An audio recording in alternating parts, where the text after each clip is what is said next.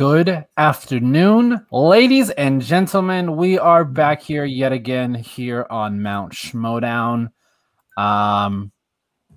We had some information, some craziness happen yesterday. So this might be a nice little palate cleanser for some people to just kind of sit back, relax, and talk about one of the most brightful, entertaining competitors we've ever had it in the Schmoedown. And that is Mr. Matt Atchity, who unfortunately decided he just was not going to be in the league this year. So we definitely thought, well, we don't have to worry about covering any new matches for him in Season 8. We might as well go ahead and tackle Matt Atchity there. Big kahuna himself. I got to give a shout out to our graphics guy, JJ. I freaking love this thumbnail. It's so hilarious. I do like it. You see in the background all, not just the screenshots of him, but just look at, he's got the Santa hat. You see him dressed as Marty from Back to the Future. And of course, that little him in the corner with that pineapple and the lei and the Hawaiian shirt. God, if that doesn't tell you of someone who is here just to play for fun, I don't know what tells you, because I do rewatching his matches. I do enjoy his personality and the fact he's a nice breath of fresh air to always a reminder when you play in the Schmoedown, you're playing for fun. Sure, there's competition, but you can always still enjoy just being there, hanging with your friends and playing movie trivia. That's one of the Matt Atchity's definitely one of the few competitors that keeps reminding me why I love to watch the Schmoedown.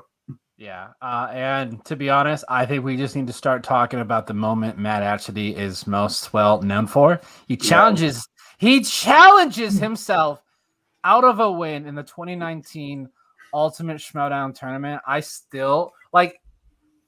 I'm actually gonna pull it up here so we can kind of play it back. But it is one of the most interesting strategy moves that I've ever seen in a match. In all honesty, I understand this.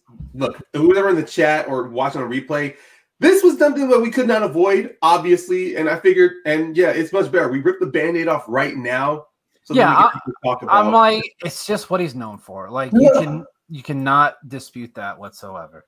And the Paddington team is the family, right? Yes, correct. Yes, I do have it up here. So we're just going to start with the first question they read. War movies. First one. Can confer. You have one JT left. The question is, for 5 points in the game, who played the sole survivor of the Dirty Dozen in the Dirty Dozen? No. First off, that is a very good question, and it's a worthy 5-pointer, because it's something you need to watch the movie in order to understand that question. 5, 4, cool. 3, 2. Repeat the question. Who played the sole survivor? Who played the sole? And look at this score too, 31-27. Like, this is a high point scored match. I think that was a smart move to buy yourself some time, catch your breath. I feel like they've got this. Maybe. We're gonna go with Lee Marvin. And your winner. Actually, not your winner. The Paddington. Look at that. That match is like he was about to raise it. He was about to say, and then he's like, okay, no, we won. Bronson was the final answer. Look at that. He was enjoying the win. And with that, Paddington 2 wins the game, 31. He's really wrestling with this decision. He is. He's like, should I say it or not? He even said post-interview, he could have wrestled with the result and take the win. And he does say, and he's going to say later on, and he's going to say after this, when he's going to make the challenge, he respects Drew McWeeny as a player, and he doesn't want to win that way.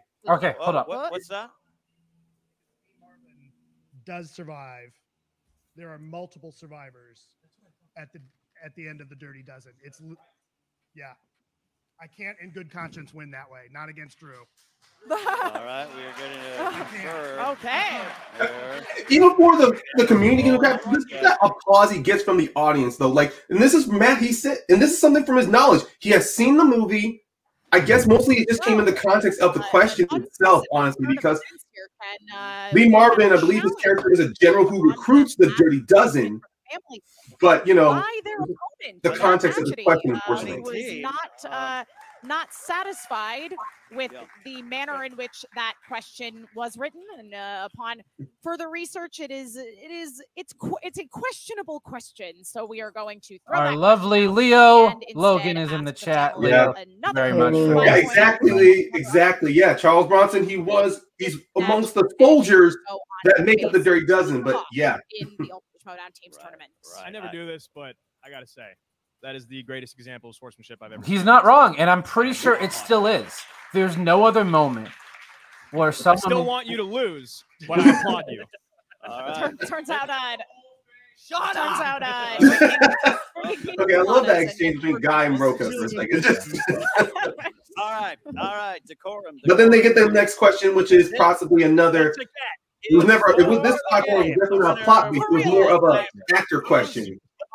In the semifinals, you guys have category number 14, which is war movies, and your 5-point question. In what war film will you find the phrase "born to kill" written? and just look at each other, and he's like, "Go ahead." Metal jacket. Yeah. And then look at Mick Plane. And Look at the poster too. Yeah, like they get one where they're not sure, and then they get one like this. We're like, "Oh yeah, it's this." Like, It's once again, context is key, and that 5-pointer with the Dirty Dozen.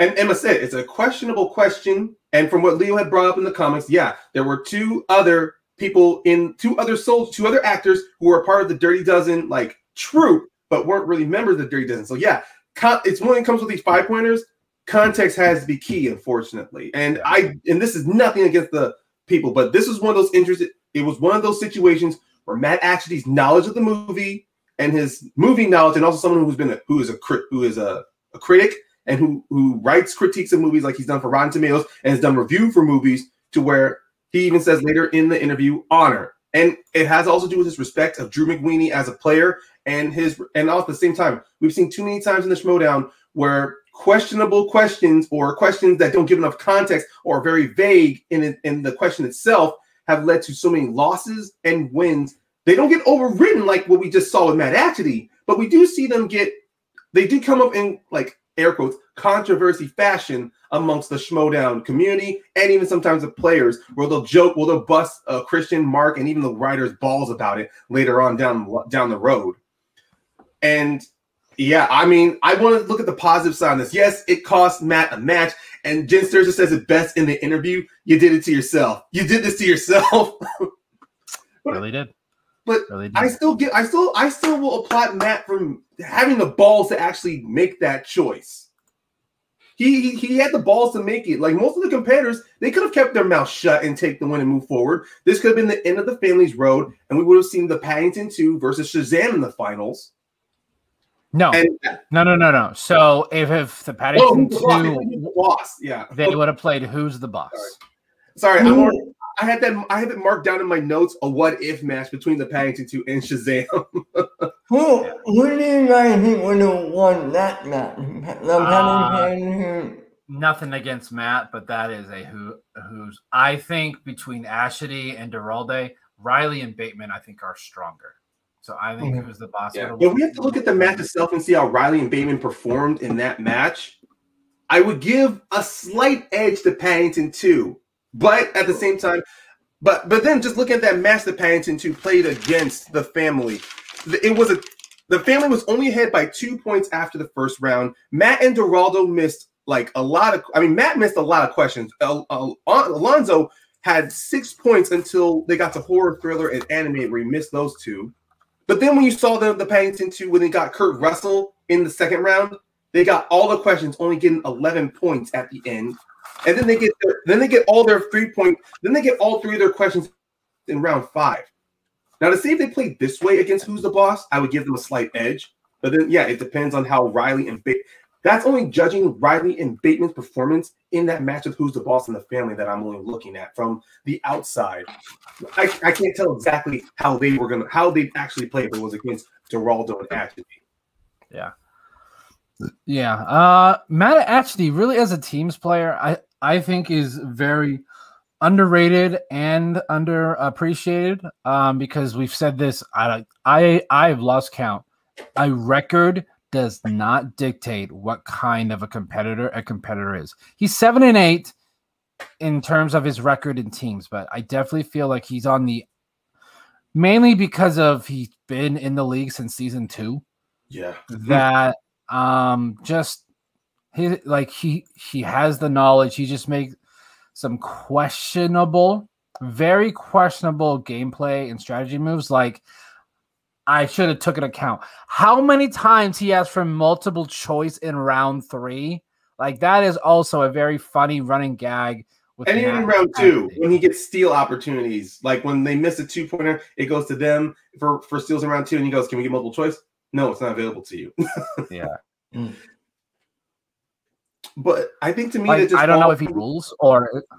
Oh yeah. I just don't know if he doesn't know the rules, or he forgets, or it's just a funny running gag. Do you think he? I don't want to say he doesn't care about the rules, but I think he just there to have fun. And you don't think he's studies, do you? I was of the latter opinion that he's there for the fun of the game, because if you look at his team with great Drake Rotten Tomatoes, every match they have played outside their match against What the Flick, they have always dressed up, cosplaying, or just for fun. They were there for the fun of the game. Even in the Ultimate Schmoedown Season 2, when they played against Makuga, they came out in Hawaiian shirts. When they played against ETC, they dressed as King Kong and the Blonde. And then against the Schmoes, oh no, that was against the Schmoes. But when they played against Machinima at the time, they also did dress up. Like almost every match they have played together that Gray and Matt have done, they're always dressed up. So it shows to me that, yeah, he's there for the fun of it. So, and I would also call to the fact sometimes he'll forget the rules or the stress of the match will come to it, because so many times I've seen he knows the question, he knows the answer to the question, and he'll forget to use a JTE, or sometimes in a match he'll use 2 JTEs because he is a very knowledgeable guy, and he is. And no disrespect to Gray, but he's really the heavy of that team. If you've seen in the matches, he has gotten so many points in their later matches when it got to the 8-point questions, because Gray, even though she is a great competitor, and I love when she's able to make great pulls, but Matt is mainly there. He is the tank of that team. So let me ask you this. If he put in all the extra time a player has to put in now, could he be a top tier player? Now, no. Yeah, no? Because Matt, he's singles and teams division right now is so incredibly deep and tough and competitive that unless you have to literally be studying nonstop or come up with some of the best gameplay and strategy. I don't know if he would fully go 100% into that. He just, like Ryan said, he's probably more in for the fun aspect of the Schmoedown. I think that might be a reason why he decided to not play in Season 8. Yeah, and let's not forget with Matt though. Like earlier during that time when the Schmoedown was starting, he was like one of the people in charge of Rotten Tomatoes. He would do a lot of constant reviews with other movie review critics, like with him and Duralde when they were the Paddington 2. They'd work together through What the Flick and so with TYT and Matt. Yeah, Matt is at the time. Matt was always in charge of like running a lot of platforms. So even then, when he didn't have the time, the fact throughout his most constant busy schedule, he was able to devote some of that time to the Schmoedown was amazing. And now I think he's in charge of Movie Phone. So just seeing the fact with Matt, because the fact he couldn't commit to for this season as well. If there was a situation to where Matt, kind of like what Riley, Roxy, Bateman, and so many other and Roka are doing with just doing only YouTube shows and doing their own Patreon setups, I'm pretty sure that would definitely help Matt when it came with Schmoedown studying, really diverting more time for the Schmoedown. Yeah, definitely. So, Matt Atchity, in terms of teams, has been in 3 number 1 contender matches. Yeah. He's 1-2, lost the top 10, beat Nerds Watch, lost to Above the Line, has been in one championship match and lost in sudden death because of JTE on a JTE. Yeah, man. A very easy question, by the way. Very, very easy question, by the way. This was actually near the end of the Patriots run, I believe. Hold on, let me. It was in the middle of the run before the team's tournament began. That brought in. So they after they beat them, which they at this time they were MODOK. The Patriots had 2 more title defense wins. Yeah, they beat Trek, they beat Wolves of Steel, and then MODOK was their 3rd defense. And then they played top 10 again. So they had correct. So after they beat MODOK, they played they beat Above the Line at 2017 Spectacular. They then played top 10. The 3rd time. Yes, and then their next match after that was the Above the Line 2, and that's when Above the Line won. Yeah. And I think at that point, I don't know if they disbanded, but they didn't have any matches after that. Well, their last match was against Critically Acclaimed, and then came the Anarchy. Then came Anarchy, and that's so the Patriots' last match was at 2018 Collision. That was they did break up. They did break up. That's for sure. Sorry, I'm sorry. Yeah, and so that was again right before Anarchy. So then Snyder got with Andreyko, and JTE kind of fell off the map a little bit after that. He had some matches there in season 6, and JTE this past week actually called out Snyder, saying that he's the best teams player of all time and he's better than Andreyko. Because JTE, I can't really see that Civil War. You know that's going to happen.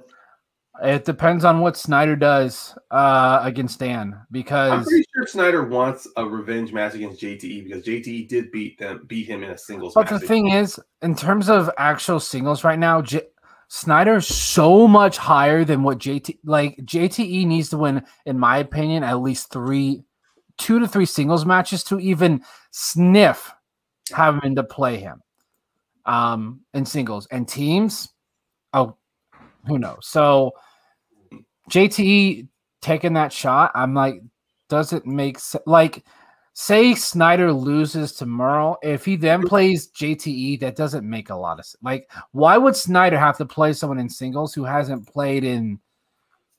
Hold on, when was the last? JTE played in the Horror Free For All, and that was it. That doesn't count. I know it won't count.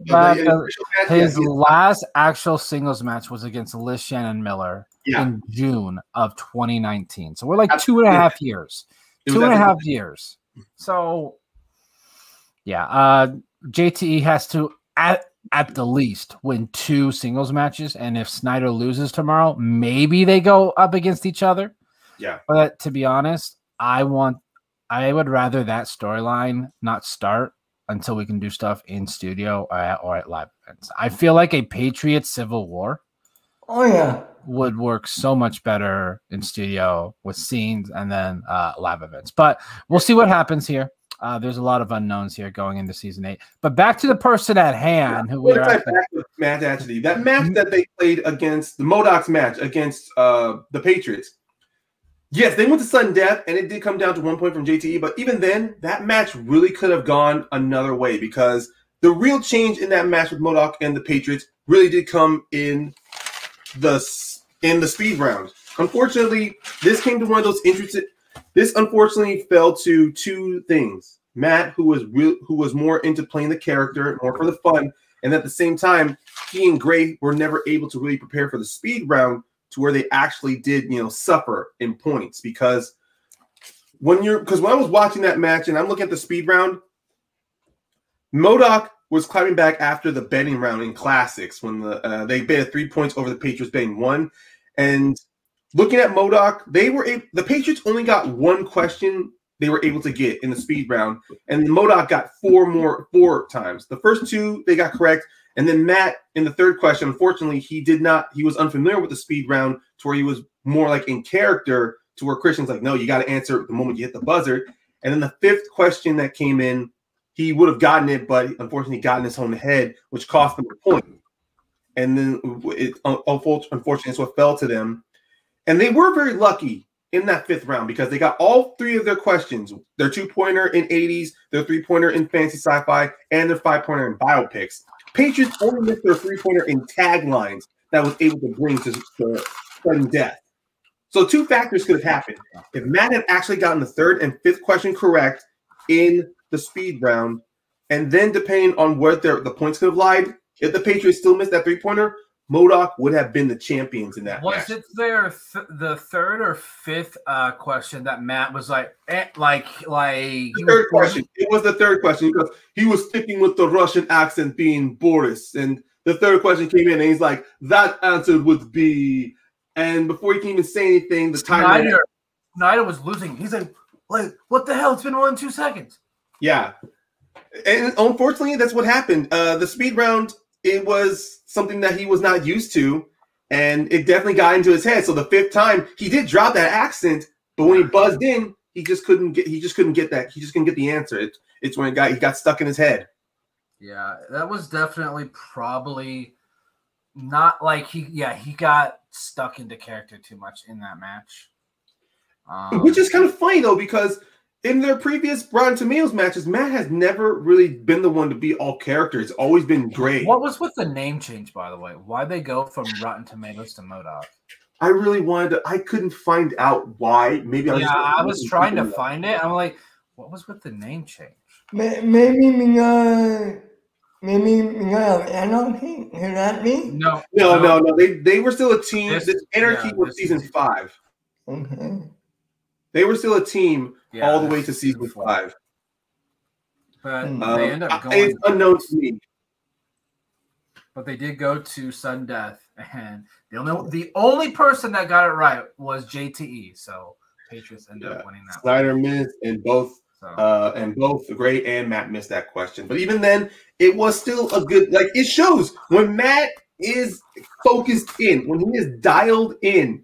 He comes out in the 3rd. He comes out in the in the final round. He does come out in the final round. That's why he really is overlooked. He really is overlooked as a player. And everybody has even said that when they face Rotten Tomatoes, they do when they beat or lose to them, they do say Matt is a very knowledgeable guy. I was like, it's gotta be something. So yeah, makes sense why. Yeah, if you're not employed there, that name doesn't. Thank you, Leo. Thank you very much, man. Yeah, makes a lot of sense now. Okay, that makes a lot much more sense. I can understand the name change. But even though that match was still great, but rewinding back to Rotten Tomatoes' early career, after they lost to the Schmoes in the Ultimate Schmoedown, they came back in their round in the way they were playing. I mean, they didn't have the best start, unfortunately, after losing to the Schmoes, because they lose to top 10 against Roca and Matt Nose, and that was a number 1 contenders match. If only, let's say, if Rotten Tomatoes had gotten their 3-pointer in horror, they could have beaten top 10 because they had gotten a clean sweep in 80s in the 2nd round, and top 10 was they only got 10 points in Disney. So it was one of those situations to where it was Rotten Tomatoes' game to lose.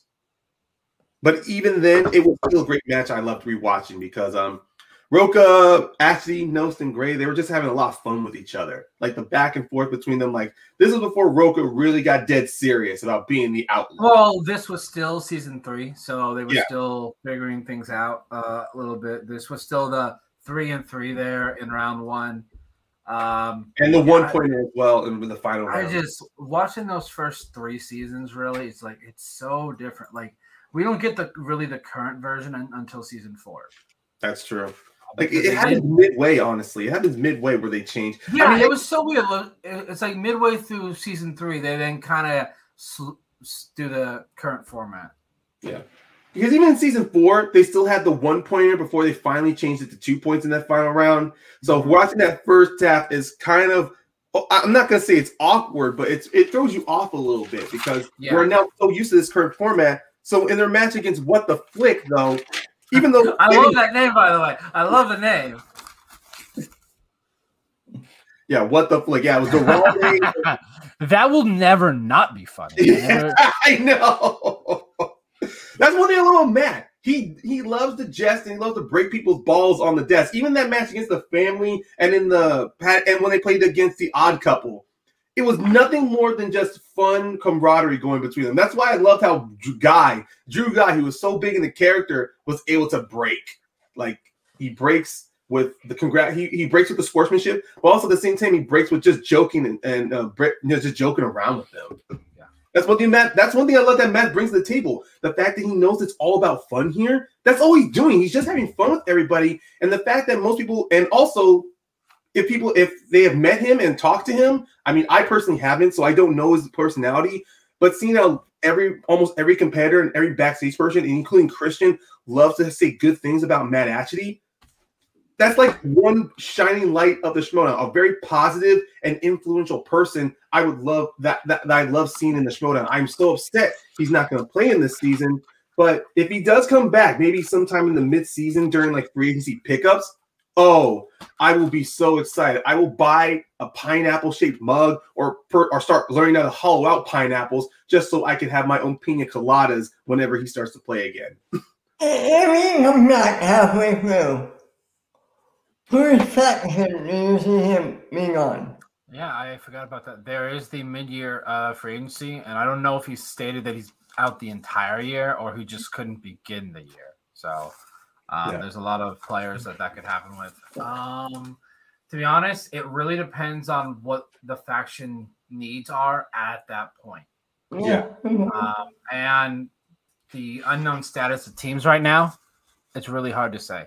Because we may not even start getting teams matches until free agency. That is true, and that's one of the reasons why you see that post about the 5-way and 4-ways. Like we're gonna have a buttload of just single competition matches. Yeah, like I'm pretty sure each week is gonna be one Star Wars, one IG, one singles, one Star Wars, one IG. So that's why drafting all these Star Wars players makes sense. Mm-hmm. It does. But Ben, let me ask you a quick question about Matt Atchity. If you were coming through, which team do you think he better performed with? Rotten Tomatoes, MODOK, or the Paddington 2? Well, okay, I'm going to combine Rotten Tomatoes and MODOK because they're the same team. Yeah, that's why I said Rotten Tomatoes / MODOK. Yeah, okay, I misunderstood you. I'll just say MODOK. I would say MODOK because they have they seem to know each other better, so that means they have a better back and forth chemistry to me. I think they worked well together. Actually, Ben, that's a good point you brought up with chemistry. That's one thing most people tend to overlook much when it comes with teams. The partners need to have chemistry. And seeing with the fact that Matt has worked with both Gray and Alonzo, it made him more at ease to play with them and does work very well with the team chemistry makeup. Chemistry is very important. Look at a team like Shazam. You have Bibiani and the kid. They have perfect chemistry. Yeah, I think Bibiani, he's another great example of chemistry as well. I mean, he and Brendan Meyer, they didn't know much. I mean, I don't know if they've ever met out before the whole Schmoedown, but yeah, it's kind of a situation to where their chemistry worked very well because long before then, he and Whitney they have constant shows together with critically acclaimed, so it made sense for them to be a team. Even with Roka and Nost, how they do shows together. Like most of the time, it does make sense when you work with somebody in movie entertainment. When you're in the Schmoedown, it makes sense to be a team with them. But even then, experience can work, like we had with Drew McWeeny and Drew Guy, or with Kylie, you know. And it has always worked. Look at, we brought him out before. Look at JTE and Lon Harris. They played what? 2 matches together? They had no chemistry. I think it was more of clashing of characters. Like Lon was dead set on doing a character, and JTE was just more of really, you know, like JTE wanted to stay in his lane as his character. Lon wanted to do something different. But even then, their matches, they did put up some great points. And I know we're going to get more into that when we talk about Lon or JTE, but I can't really talk about the Evil Geniuses, that could have been one hell of a team that could have been. That could have been a team that could have been. Maybe. I don't know. Maybe. Yeah, it's gonna be interesting to see what JTE. I still think that was one of the. I don't know what that point of signing JTE was. Like, I get probably a lot of people shut down Gucci, but are you saying that no one else that's played lately you could have gotten, because you could have signed JTE probably in the middle rounds? I mean, drafted, yeah, in the mid. The free agency, you mean? Yeah, the free agency pickup, because JT just last person, the one of the last people. But they obviously, Gucci has a plan. I don't know what it is. It may not be smart, but he does have a plan. Yeah, that dossier, man. That dossier guy, he kept bringing up throughout the draft. I know it kept getting bigger and bigger and bigger. You realize that? Oh yeah, he kept saying it so differently. So I mean, it was just hilarious. And then of course the Barbarian post on Twitter, like, he posts like one simple page of the dossier going, "Oh, it's real." I don't care if it was real or not.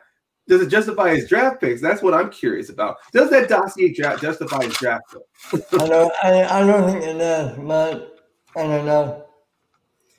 Okay, but tying back into Atchity though, I already asked Ben this, but Brandon, which team did you think actually had the better, was able to give, which team brought the better performance out of Atchity? Would it be his longtime partnering with Gray as MODOK, or that short-term relationship he had with with Alonzo as the Paddington 2?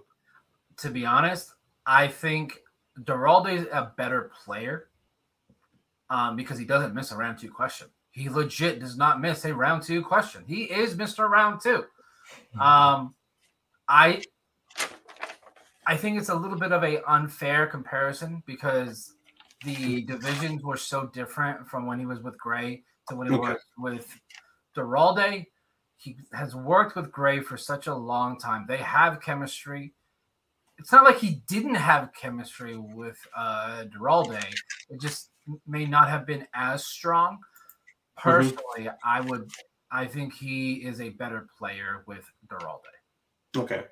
Yeah. I'm mainly asking that because we've seen so much with teams that chemistry works. And yeah, he and Gray have great chemistry. It's one of the reasons why after they lost the top 10, they went on a 3-game winning streak that led them to the championship against the Patriots. Like, they get a TKO against What the Flick, of course, which was Duralde's first match. They get a great win against IGN when they had, I think it's the only time in Matt Atchity's team's career he ever got opponent's choice, and they were still able to pull that win. And that was the same match against IGN where Matt Atchity had gotten a perfect round. He got a perfect round in that match. And even though they no, he has gone perfect twice. Oh, he has. Wait, I'm missing something there. Wait, I'm also missing in my records. He also got opponent's choice against Critically Acclaimed with MODOK. My bad. I'm looking over my notes. He went perfect against Supreme Intellect. That is correct. But he missed the bonus. Yeah. But he got the bonus against IGN though. This is Yes. That is true. That one question that Jim unfortunately because that is a different. Being sweaty and clammy is clammy is just, I think you're anxious and nervous. Sweaty is you're actually physically doing something to cause your hands to do that.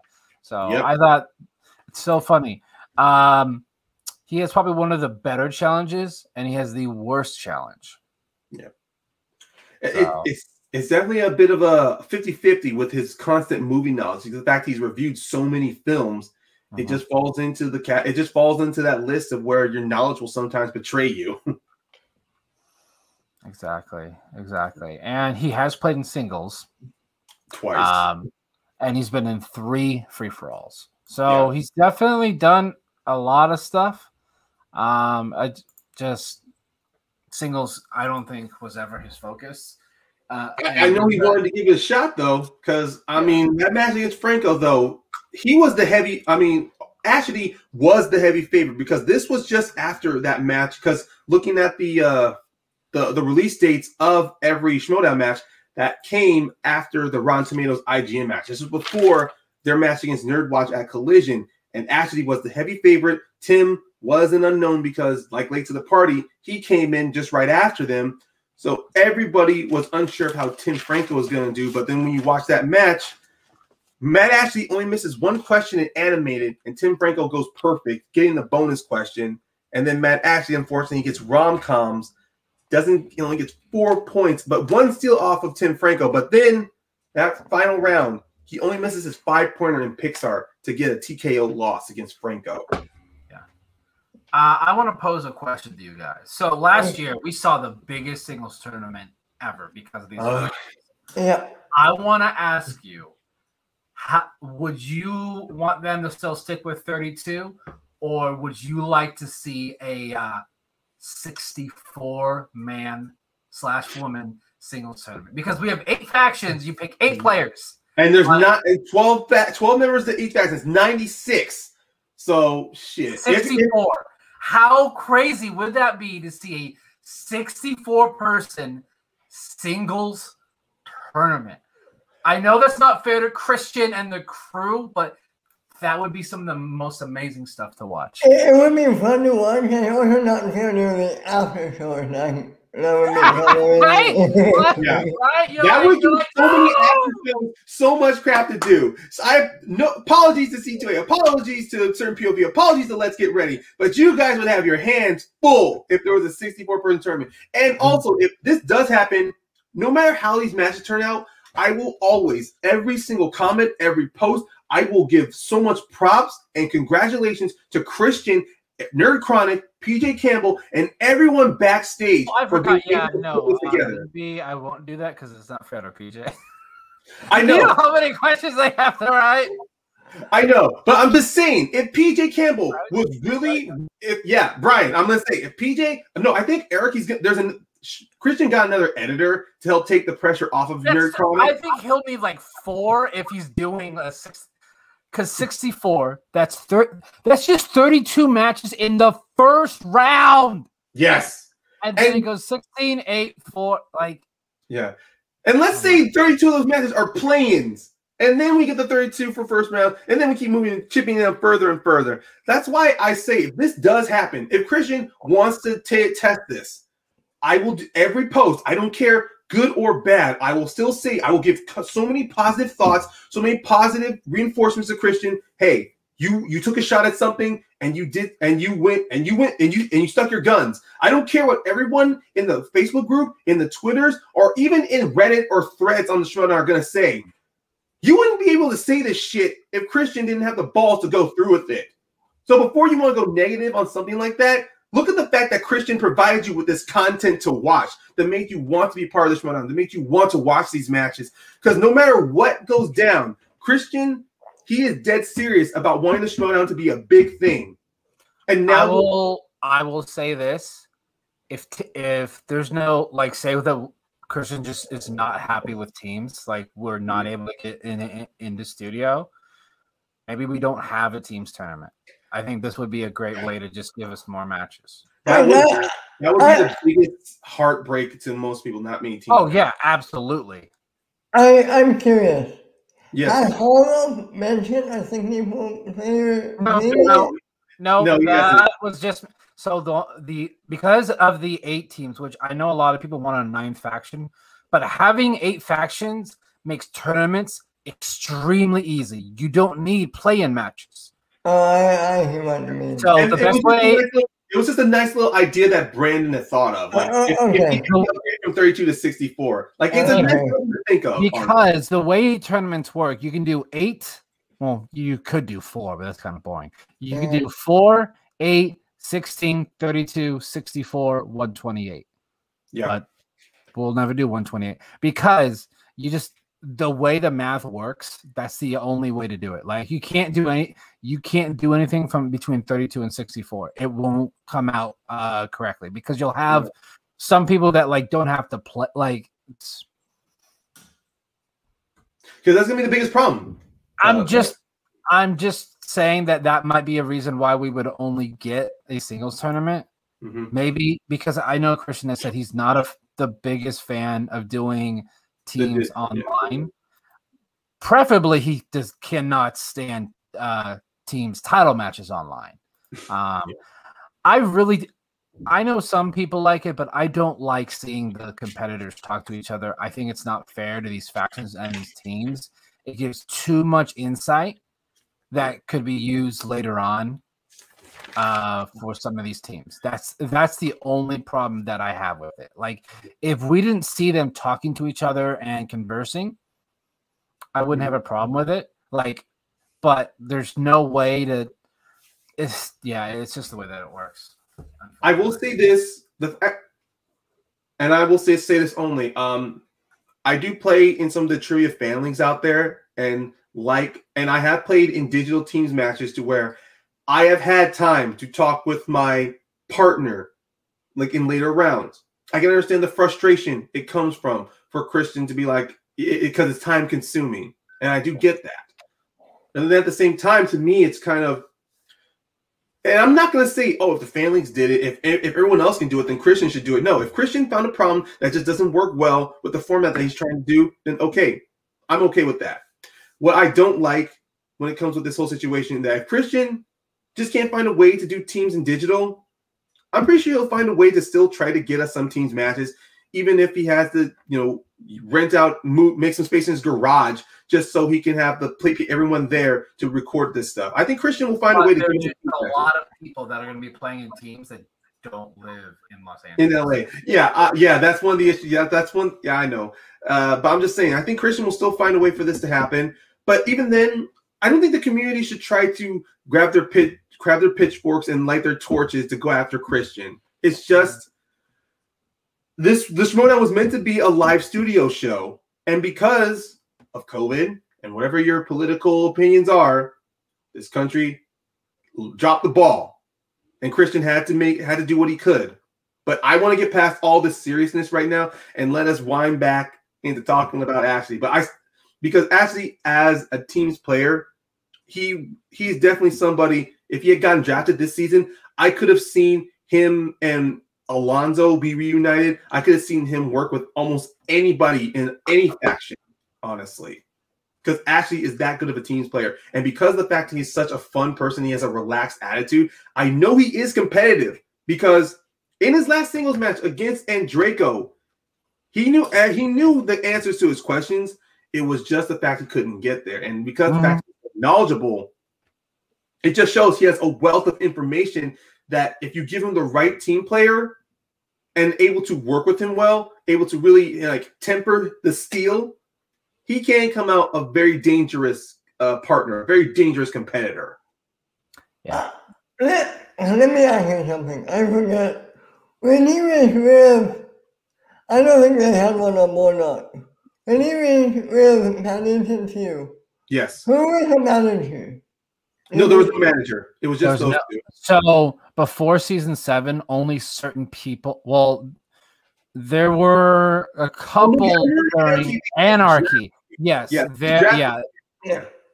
But there wasn't really any. Like, not every team had a manager until season 7. Yeah, maybe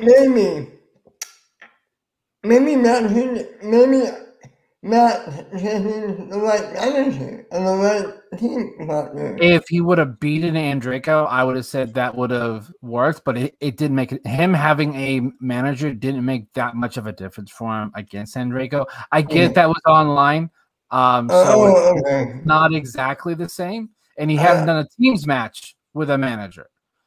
So I think I do see where you're coming from. Yeah, let's say if we didn't have what happened last year, and Matt Atchity did have a team with Sam Levine, and let's say they had a decent run, I could say Sam would have been the perfect manager for Atchity, because Sam also has a bit of a lax attitude, and also at the same time, from what I've seen of Sam as a manager, he tries to do most of the challenging. He tries to do most of the wit, like the constant in jokes, just similar to what Roxy does, so their players can focus on the trivia. Yeah, they don't need to worry about having to be. They don't have to worry about having these smart comebacks against players or having to do these banters. That's one thing I do see. Matt definitely could benefit from a manager by having them take a lot of the brunt of the trash talking, so he mainly focuses on the trivia. And forgive me if I'm wrong, and I might be wrong, The one Matt didn't play over digital. Wasn't Sam gone? Wasn't he unavailable, or am I getting that confused? No, Sam wasn't gone. No, he was still there throughout the match. Okay, I mean, I remember Sam not being there for one match. No, he was there for Atchity's match. I rewatched that match against Enrico. He was there. Oh, okay. Yeah, that's actually one of Matt's lowest scored matches, honestly, against Enrico. Well, all right, Ben, are you talking an online match or a in-person match? It was one match last year online. Okay. Sam couldn't be there, and I believe it was Guy who managed. Well, I know Guy helped manage Jader at the beginning of the year. Okay, I know there was that one. I don't remember if there was another online match that Sam could. Yeah, I think it was. Let's see. The four from Sam's faction that were brought in was Robert Montano, Matt Atchity. Let's see. He had Jader went to the Drew, so that wasn't possible. Ethan Irwin, and then trying to go over that list. Let's see. Well, Janine. No, Janine was geek. She didn't do singles. Sorry. I mean, we don't need to worry about that right now. I mean, I'm sorry. No, that's perfectly fine, Ben. That's perfectly fine. I do understand where you're trying to come from. Atchity, Irwin, Sabina Graves, yes, Sabina Graves. But here, Leo, always coming in clutch. Yeah, thank you, Leo. Okay. All right. Okay. Thank you, Leo. Yeah, Leo has like all the information. Like if Leo ever started his own after show, he would just dominate. Yeah, Leo, I'm pretty sure you'd be able to answer constant live chats like it was like you were like one of those fast talking moderators at an auction. As if he doesn't already. Do you know how many chats that I see him in where like someone will say something wrong on air and I'm like, all right, where's Leo? There's Leo giving the credit, or like someone's not sure. And Leo, I would call you the auctioneer. If you ever played in the Schmoedown, because you be quick draw. Like, all right, this person's gonna come up here with his answer. No, it looks like Leo pops in with his little retort. Now he goes over here. Now he's gonna report to this person. Like, Leo, I would not be surprised if you're like, the movie version of Hackers, where you got multiple screens around you and you're just going at super speed, popping in on every one of them. No disrespect, man, but that's kind of like how I'm seeing you right now. Like, you got super speed. That would be your power. You have super speed. The fact that you're able to stay focused so much, man, and you're able to retain all of this. You'd be in the comics a 12th level intellect. That's how you'd be. In comic books, you'd have a 12th level intellect, man. So, but I do appreciate you being here. Final question for both of you. What's your favorite Atchity match? Oh, man. For me, the Paddington team with the family. And for nothing else, that classic moment at the end. Yeah. Mine, hands down, because it's so funny, is the one against the Patriots. That is like one of my favorite character matches that Atchity ever did. The fact that they're both in character like the entire match, and if they weren't in character, the commitment, man, it's incredible. No, yeah, exactly, Brian. I'm the exact same. Character is like one of the best. Like Boris. Actually, my God, with MODOK, if we did like a great ranking of just the cosplays they did, obviously their match against the Patriots would be number one because top character. My second would be them against critically acclaimed when they did Double Bill and Ted. Like Bill and Ted from the past, and then Bill and Ted from the future. Then their match against Nerd Watch when they dressed up as nuns. Their match against IGN when they were dressed as Men in Black. And then, of course, I would go to the which match is it where they dressed up as Marty and Dr. and above the line, yeah. That's also another good one. I guess that's kind of right. That is definitely, now looking back at my question when I said to you who does actually work best with, Brandon, you are right. It is a bit of a loaded question because both partners brought the best out of Matt. And I would say if I did have to look at a favorite, I would think my favorite is, I mean, I can't say Supreme Intellect because that was just them at the top of their game. I would kind of say against their match against the Odd Couple or their match against the Paddington 2 against the Family. I mean, they have hard matches not to have being a favorite. Wait, are you saying which one I don't like? Wait, what? Ben, we're seeing are you asking us is there one that we don't like? No, I'm hearing that the Paddington and Family one is hard to argue against. Oh, I'm not saying it's not a good match. Yeah.